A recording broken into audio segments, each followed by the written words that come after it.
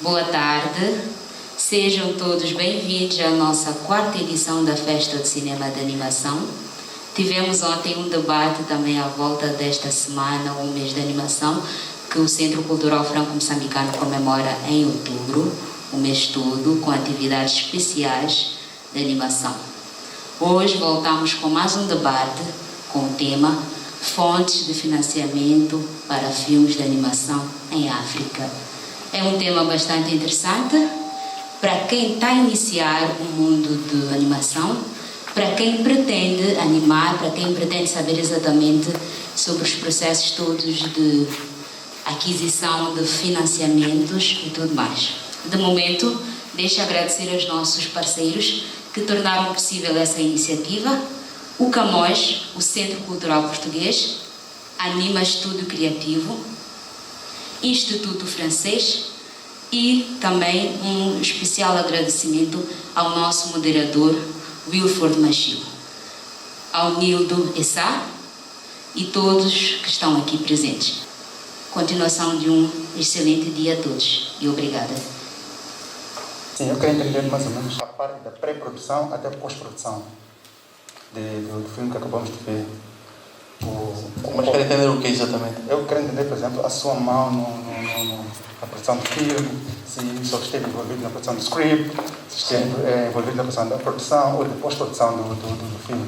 E nos desmiuçar um pouco sobre o processo, esse processo. Nós produzimos de forma muito pouco convencional. Okay? O normal é ter uma equipe. Cada um está especializado numa certa área. Nós, feliz ou infelizmente, não temos essa sorte. Então, em todas as nossas produções, temos de estar sempre, praticamente todos nós estamos envolvidos em cada uma das áreas. E na verdade, quando digo todos nós, na verdade são 2 ou 3 pessoas. Então, tanto este filme como o filme que passou alguns anos atrás, também com as pastinhas, eu somente sempre estive envolvido em todas as fases, desde a pré-produção, produção, pós-produção, mas em tudo, okay? Mesmo na concepção da história e tudo mais. O que acontece muitas vezes é que no meu caso, eu tenho ajuda da minha colega e esposa, que é para fazer o guião. E é o que está a acontecer também agora para o projeto da longa que também estamos a fazer. Okay? Então, mas tudo o que tem a ver com a concepção dos personagens, a ideia da história, a animação dos personagens, a texturização, tudo sem contar com a parte musical. Porque mesmo em efeitos de som, eu aqui os meti todos. Okay? No que diz respeito à parte da música, eu, no ano passado, conheci o compositor, que é um artista da Croácia, e pronto, falei com ele, mostrei-lhe o projeto, expliquei-lhe quais eram os desafios que a gente estava a ter, e contratei, ele fez a música e pronto, as coisas aconteceram assim. Na altura até tinha o contratado para fazer também a parte do efeitos, os efeitos de som. Mas o que ele tinha apresentado não foi de nosso agrado, acabamos fazendo nós mesmos. Então, basicamente foi isso. So, can you guys hear me? Really quick, just trying to explain what Nildo was telling. Someone from the crowd just asked him about the complete process of making an animation film, and he was mainly answering by saying that it's still very it's hard to work on like animation films, mainly because he has to be involved in almost everything. Be responsible from the beginning, from writing the script, which he actually asks for help from close people, and until the process, going through the softwares and all the other processes. Even starting to work with sound for the animation. You met the person that's here, right? To make the music. To make the music for the film that he has worked on. So it's mainly about that. Não sei se acho que podemos passar já para as apresentações, né? So, hi guys, it's our time now. So, Nicolas, I guess you're the first one speaking as the now representative of the platform. Muito rapidamente, devo explicar-vos que o Nicolas agora é hoje o representante desta plataforma, que ele vai apresentar muito bem. A razão pela qual o Lwasi está aqui é que ele foi um dos participantes e um dos vencedores, né, de uma das edições. E, claro, temos o Nildo como representante nosso também, que já participou para partilhar connosco a sua experiência. Nicolas, you're welcome to speak. Thank you. Thank you, Wilford. Hi, Nildo. Hello, Lwasi. Hello, everyone. My name is Nicolas Doyard. I'm the coordinator of Digital Lab Africa. I joined the team 6 months ago, so it's not long time that I've been doing this coordination.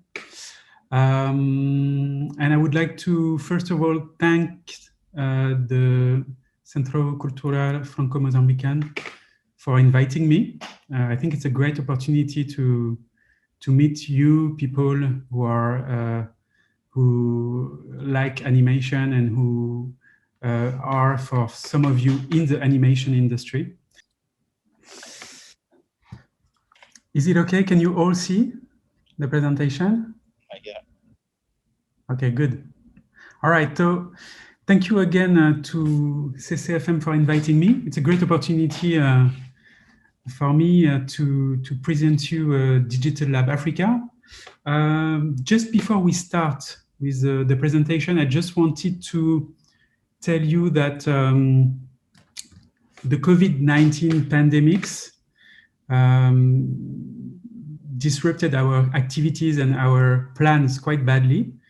And for this reason, there is still quite a lot of uncertainty regarding the future of Digital Lab Africa in terms of schedule, in terms of activities.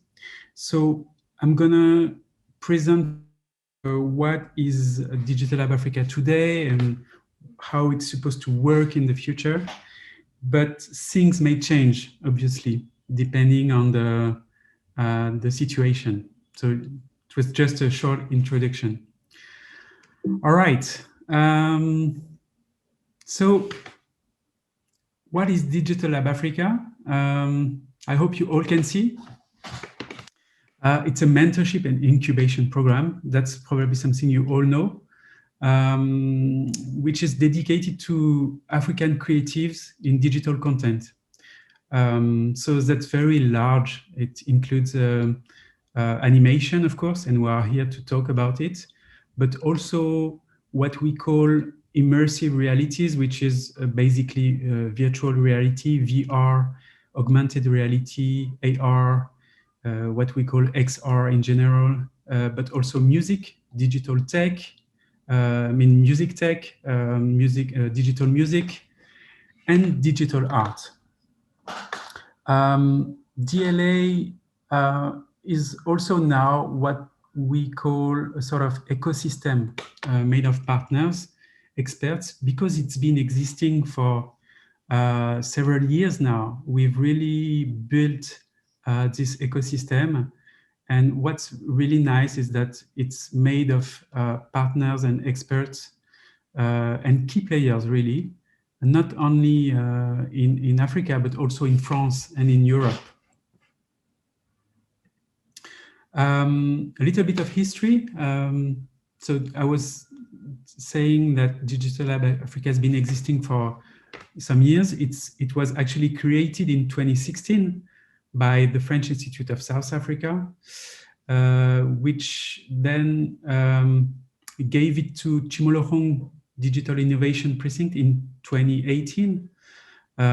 So it's a completely South African managed program at the moment by this South African entity called Chimolorong. But still it benefits from support from a French agency called AFD, Agence Française de Développement, as well as other partners, TV5 Monde that you may know, SACEM, which is dedicated to music rights in France, and also the French Embassy in Nigeria, because we've run a sort of Nigerian focus this year.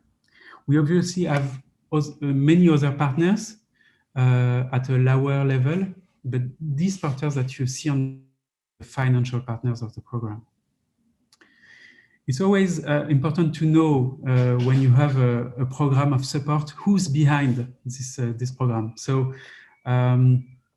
because we've been, a lot of people think that Digital Lab Africa is a French program. It is not. It's really a South African program, and it's an African program. I don't know if you know Chimolorong Precinct, but I think it's important to say that Chimolorong Precinct is part of Wits University in Johannesburg, which created this entity as a Silicon Valley, let's say, to really support the development of tech economy in Johannesburg and in general in South Africa. I thought it was also worth mentioning in Chimolorong Precinct, there is now an animation skills academy, which started in February 2019, so it's quite recent. But it's just to tell you that in Chimolorong Precinct, there are a lot of different things. Digital Lab Africa is one of the programs, but it's not the only activity which is related to animation industry. We also have this Animation Skills Academy now, so it's a growing activity for Chimolorong Precinct. Wilford, I don't know if you want to translate sometimes. Please stop me when you want, and I can stop and shut up for a while. Okay. Is that okay? Can I continue or? Yes. Yeah.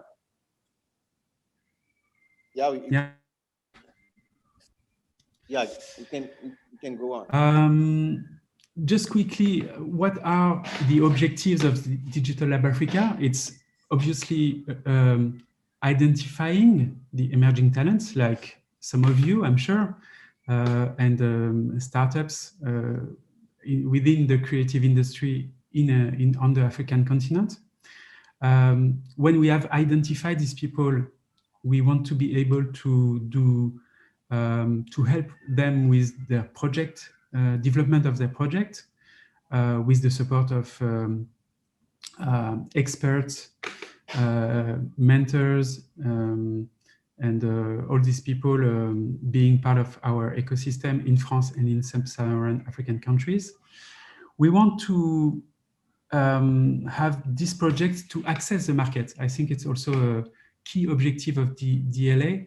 It's not only about developing them, it's also about making sure that they can be sustainable and they can have a sort of a commercial life afterwards. We also want to connect Africa's new generation of talents to experts in general, to all these companies who are looking for these talents. And we want to be one of the interface to show them who are these talents, where they are, and it also the opposite. Also promote our ecosystem partners to people who are in the digital creation industry in Africa. And I would say in general, what we expect is to grow this ecosystem that we've started to build with you, with experts, with mentors. And because when we are together we are stronger. So yeah, this is also a key objective for us. Quickly, can you please go back just so I can? Sure. To which slide? To the beginning? No. To the last one. Oh, sorry. Okay. De uma forma muito breve,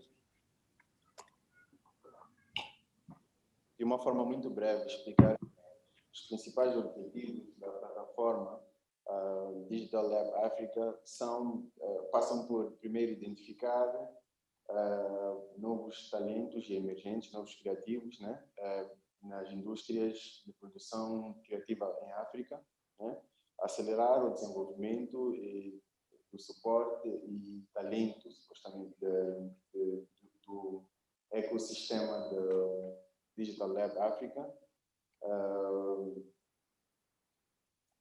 criar a conexão entre os projetos existentes e os diversos mercados existentes em África, conectar a África à nova geração de talentos e as principais companhias, né, companhias de criação, quer dizer, as principais indústrias de criatividade, promover também os parceiros, que são as pessoas que participam e colaboram do ecossistema. Então, alguns dos objetivos da Digital África é não só permitir que os projetos africanos tenham acesso aos mercados africanos, pelo contrário, tenham acesso aos mercados internacionais. Okay? Isso é um ponto. E o último ponto, simplesmente, indica que a ideia é de fazer crescer um ecossistema em que todos nós estejamos interligados para que possamos partilhar nossas experiências também com os profissionais da indústria. Simplesmente é isso. Ok. Obrigado, Nicolas. I guess you can go on to the next one. Okay. Okay, so what I wanted to do now is to take you through the DLA's process, how it works, and go more into details on how you can access this program, apply, and what happens if you are one of the winners. So yeah, we have sort of 3 different steps. The first step is the call for projects. So we do one every year, and the next one, should take place in January. That's our plans for the moment. But as I said at the beginning, it's not fully confirmed. It's also what the situation will be. So yeah, that's our plan for the moment. January, call for project. And usually when we launch a call for project, you have between 1 and 2 months in total to apply. So basically, if we start mid-January, you'll have until 1st of March to apply. The second step is the process of selection, which is not made by us, but which is made by an independent jury made of experts, mentors, made of people of our ecosystem, but professional. And the third step is basically what will happen if you win. So that's your incubation pass, which consists of some mentorship by some experts of our ecosystem. Usually there's a learning expedition, and I'll give you more details about it. And participation at industry events in France and in Africa. And yeah, that's also something that Lwasi will give you more details about when he speaks about his experience of the program. Okay, so just quickly, step 1, how to apply. if you want to apply to Digital Lab Africa, you have to remember that there are 2 steps, very important.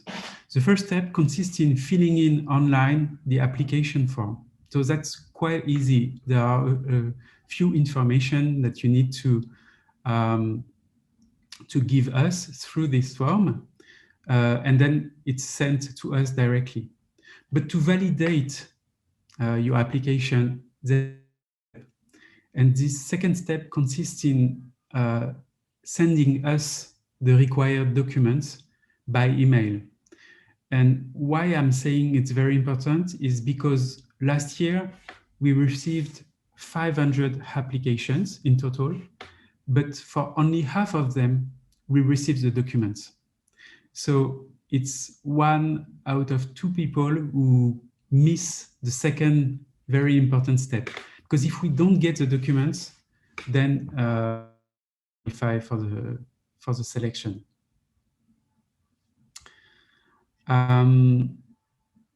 So just want to quickly go through what documents are needed if you want to apply for the animation category. But basically what we'll need is first a pitch deck, a presentation document. It can be long, but what we need is to understand your project, to have an overview of your project. What is your intention in your project? And obviously, information about production, how much it's going to cost. Sorry, I need to put Lwasi. Okay. How you see the development of your project. That's very important. The second thing, the second document that is required is visual elements. Also very important because we are in animation, right? A trailer, we want to see a mood board. We want to have a visual sense of your project. So you don't have to have a video or a trailer ready. If you already have a mood board, that's enough. I mean, for us, it gives us a good idea of your universe, how you see the aesthetics of it. But without it, it's impossible to have a good feeling of your project. The third thing, very important also, is your motivation in a video. So it's actually a pitch. We need you to record a video where you tell us why you want to apply to DLA, why you want to be part of DLA. That's also a very important thing, important element, because it's a matter of, for us, of knowing you better, knowing your intention, hearing your voice, seeing your face, and reading your motivation in your eyes. That's very important. So that's the third thing. The fourth thing is less important, but still, it's your profile in a curriculum vitae, or what we call a resume. Or if you have an animation studio, it can also be the profile of this studio. And last but not least, a picture, because we will be using your picture a lot if you win. You can ask Lwasi, he could see his face on so many documents. Okay, so now what about the selection process? How does it work? Because it's transparent. You need to, sorry, did you want to?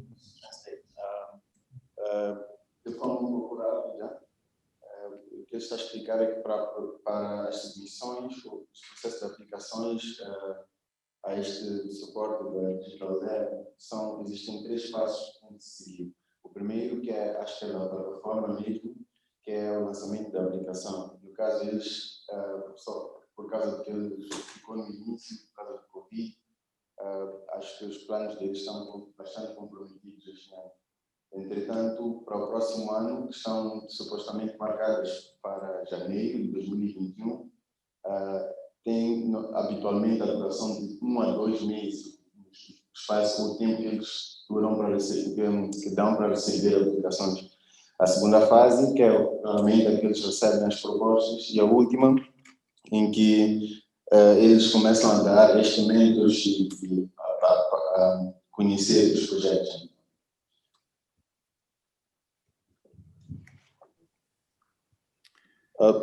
Nicolas, I'm not sure if it's a good idea, but what do you think about letting Lwasi speak about what he thinks? How was his process? Sure, yeah, that would be good. So yeah, Lwasi can testify on the application, maybe. All right. So what do you need me to do? Well, to talk about my application process. I mean, the first three steps, how were them to you? And what was your experience been? What was my experience? So the process is fairly easy.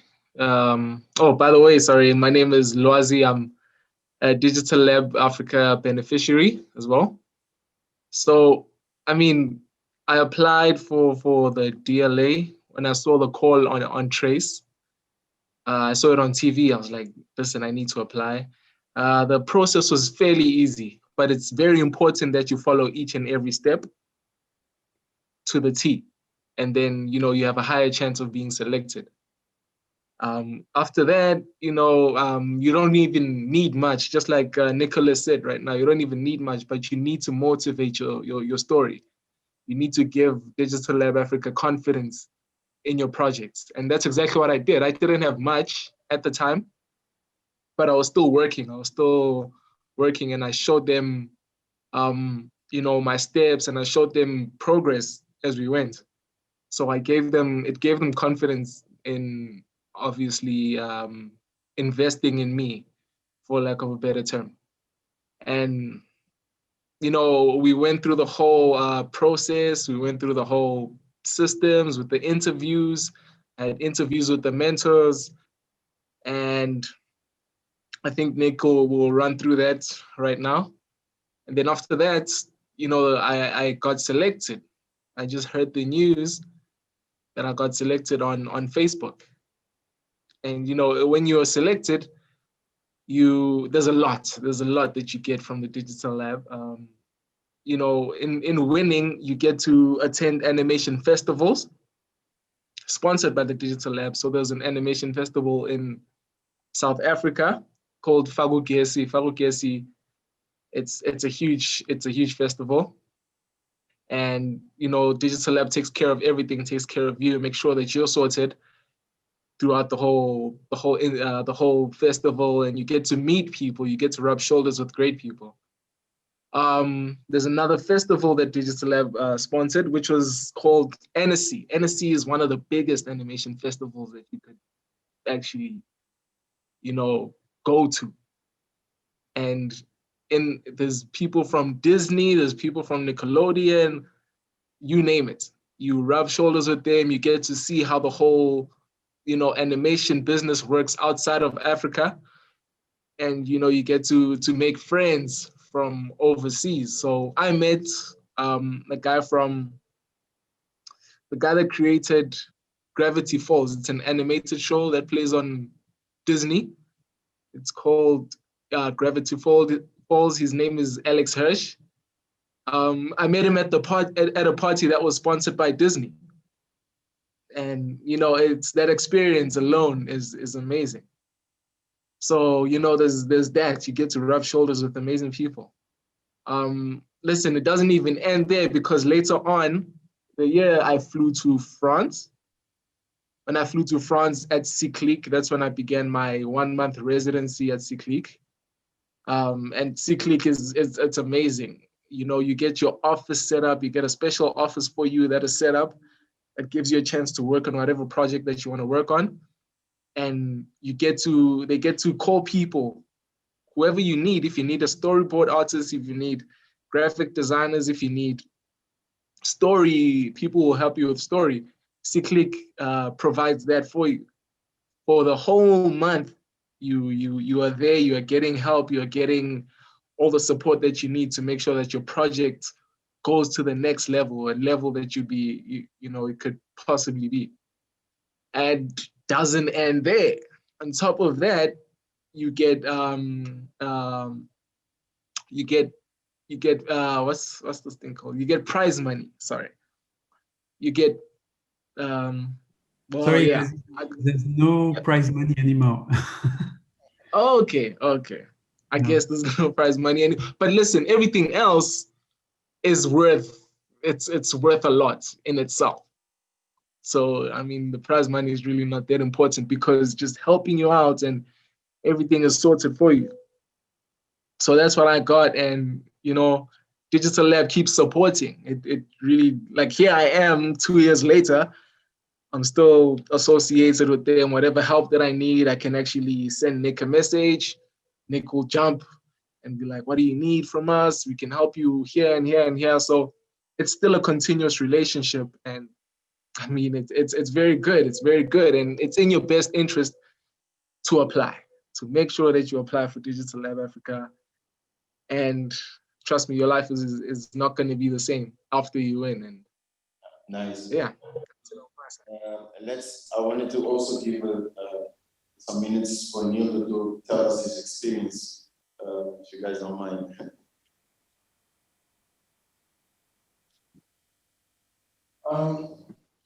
Honestly, I didn't have the same experience for I was part of the second call to projects, but the reason being was I was not one of the winners of my team. I was actually a runner-up. But so the reason being, according to the previous organizers of Digital Africa, was that the fact is my project was not selected because it was too advanced for the program. So, but yeah, what he was saying is true because the two projects that went to that internship, I'm friends with their creators, and they all share the same experience. It's really a very, very good program, so to say, especially because of this internship at CP. Okay, because if you have a project that is still in very early stages of development, yes, they really can help you, especially if you don't know exactly what is the production process, you know. So yeah, that is very nice. In my case, yes, I was a runner-up, but I also had the same experience when I went to ANSI, but I had to do it by myself, you know. But it was mind-blowing, you know, because you actually get to meet a lot of interesting people, and it was because of these travels, because of these events that I actually chose to go back almost to the drawing board of my project. That's not to say that my project was in a bad stage, but I just found that there were very, very key points that I needed to improve upon. So yeah, that was crucial. That was very, very important. You really do get to meet a lot of people. You know, I got to meet people from Netflix, from Cartoon Network. I'm still friends with Ariane Subek from Cartoon Network, for example. Whenever I need some help, I can contact her. I'm friends with Stuart Forrest from Triggerfish Animation in Cape Town. He's one of the guys who actually helped me a lot in terms of storyline and so on and so forth, and some tips and tricks as to how to go about doing this project. So yeah, it was very, very nice. Okay. Então, o que os dois participantes, o Nildo e o Lwasi, estavam a explicar é que a experiência para eles foi mais no sentido de completar a própria experiência que já tinham, né? Conhecer principalmente pessoas que já estão no ramo e trocar experiências com essas pessoas que são valiosas até hoje, no caso do Nildo também. Então, tanto quanto para o Lwasi, que é também muita experiência, o Nildo disse que conheceu pessoas que trabalharam em plataformas como a Cartoon Network e outras, o Lwasi com criadores de grandes séries que agora são Disney e outras plataformas. Então, acho que para os dois, a maior valia que teve foi este intercâmbio que puderam ter com outras plataformas existentes, né, neste processo de mentorship. Né? Okay, so Nicolas.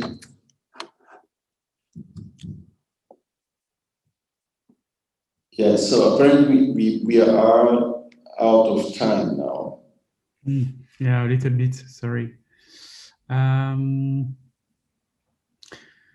Yeah, I just wanted to show you, so these are the people who were part of the jury of animation. So there was 4 of them, and all of them are professionals of the industry. The criteria of selection, you can find them on our website, so I will not waste too much time. The Incubation Pass, so as Lwasi said, there is a training program in Cyclic, which is a residency in France, or a summer school in Annecy, depending if you, on the circumstances, let's say. Event, so as Lwasi said, Annecy Festival in France, which is the biggest event for animation worldwide, and Fakugezi in South Africa, which is also a very important event. And mentorship.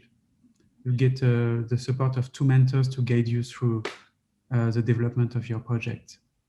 So Nicolas, I'm really sorry, we are really out of time already. Primeiro gostaria de saber como é que faz o conceito dos personagens. Qual é a inspiração? De onde é que vem os personagens? Como é que cria um personagem, por exemplo? Né? Será que tira da vida real? De onde é que vem? Qual é a inspiração para os personagens? É a primeira.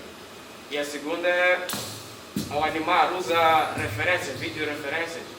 Se usa vídeo referências, como faz? Será que grava por si mesmo as referências? Ou como é que consegue isso? No caso dos pastinhas, para nós é muito fácil. As referências estão todas à nossa volta.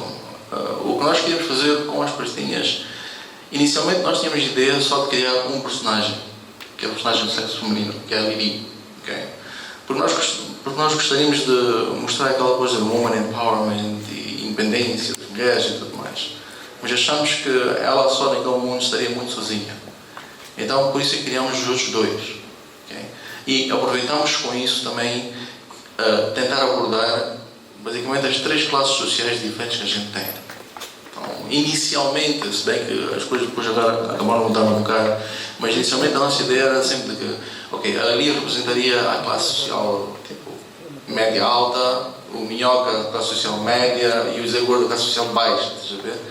E a nossa ideia seria sempre, aliás, foi sempre de ter todos os 3 a brincarem sem olhar para a capacidade financeira de cada um.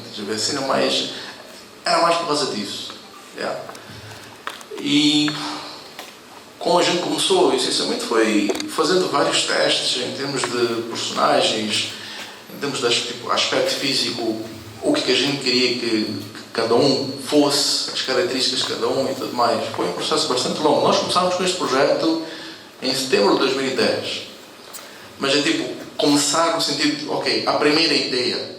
Na verdade, até foi numa viagem de volta. Nós estávamos em Cape Town a fazer umas férias, eu e minha esposa.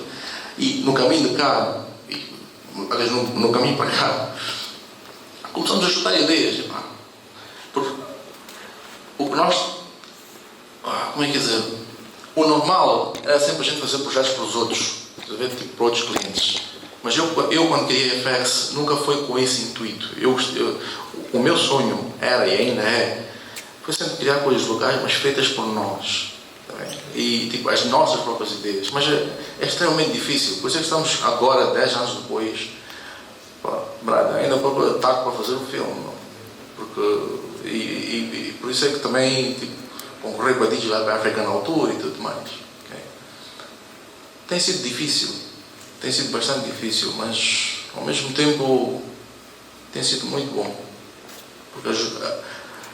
Se eu te mostrasse as primeiras versões dos personagens, cara, tipo, side by side, por acaso até foi, acho que foi uma semana atrás, eu descobri os primeiros bosses. Eu tipo, eram feios, não? Eu tipo, não, muita coisa mudou mesmo. E tipo, a gente nunca sente só, tipo, a gente só sente depois quando compara as fases de evolução, estás a ver?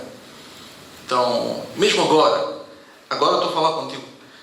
Estes personagens que estás a ver aqui e os personagens que eu tenho no meu computador neste momento estão um pouco diferentes, já não são os mesmos. E estes são do ano passado. Essas versões são do ano passado. Ainda consegues perceber quem é ali, quem é minhoca, quem é um Zé Gordo, porque essa sempre foi a nossa ideia. Mas é tipo, aspectos técnicos, tipo, os olhos podem ser um pouco maiores, a boca um pouco mais, tipo, esse tipo de coisas. Depois, referências é extremamente importante. Eu vejo muito filmes. Para mim, é a melhor escola de animação. Eu nunca tive a sorte de ir para uma escola de animação. Infelizmente, eu tive que aprender tudo. Foi mesmo muito difícil. Isto está a ser. Mas a minha melhor escola de animação era YouTube, Disney Movies, DreamWorks, Blue Sky Studios, esses gajos todos. E eu, quando vejo um filme, eu primeiro vejo o filme pelos aspectos técnicos e depois pela história, para perceber se faz sentido, se gosto, não gosto e tudo mais. Quanto às referências para a animação, eu uso basicamente 2 métodos. Ao longo destes anos todos que eu tenho a minha empresa, eu tive a sorte de ter alguns clientes que me permitiram comprar, tipo, juntei algum valor e me permitiram comprar um estúdio de captura de movimentos, Motion Capture Studio. E acho que até agora eu devo ser talvez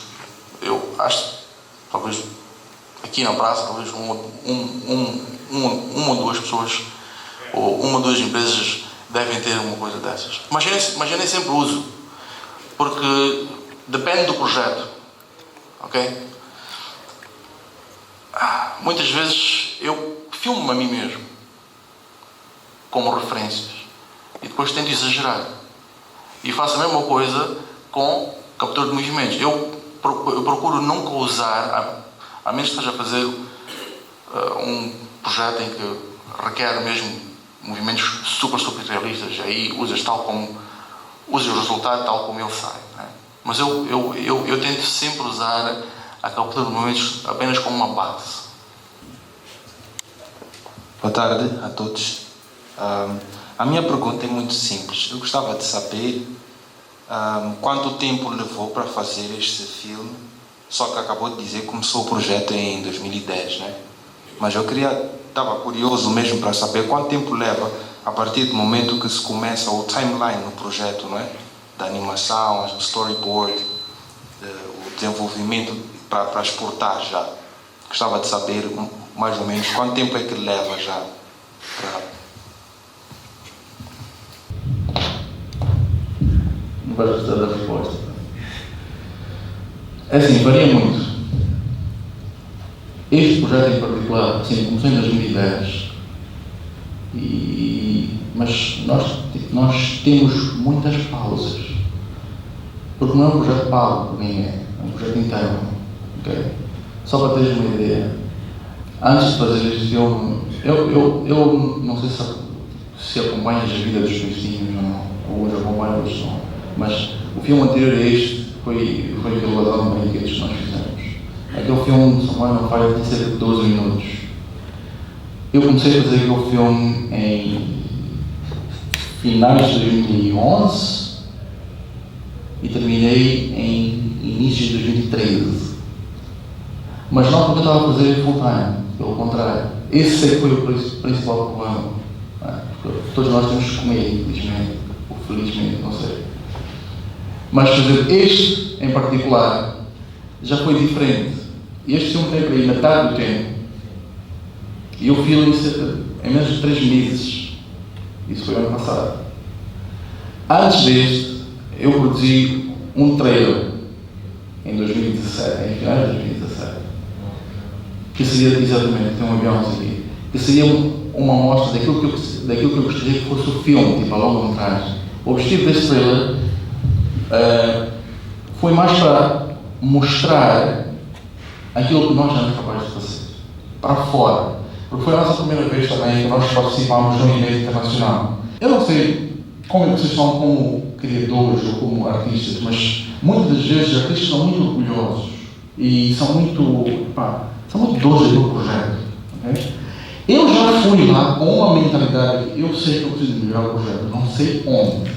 Então, quando ela começa a falar comigo e ela sabia de que artistas podem ser muito difíceis, ela estava a tentar falar sem querer me ofender. Eu disse, minha senhora, desculpa, eu sei que eu tenho problema no meu projeto, eu preciso que me diga. Ela, foi assim mesmo, ainda bem, porque isto não funciona.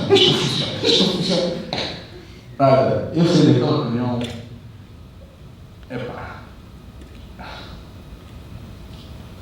e há muitas perguntas, mas foi muito bom, porque ela disse que isto não funciona porque isto, deve fazer isto. Tipo, ela olhou para um projeto com um olhar de historiadora, de escritora, coisas que eu não tinha.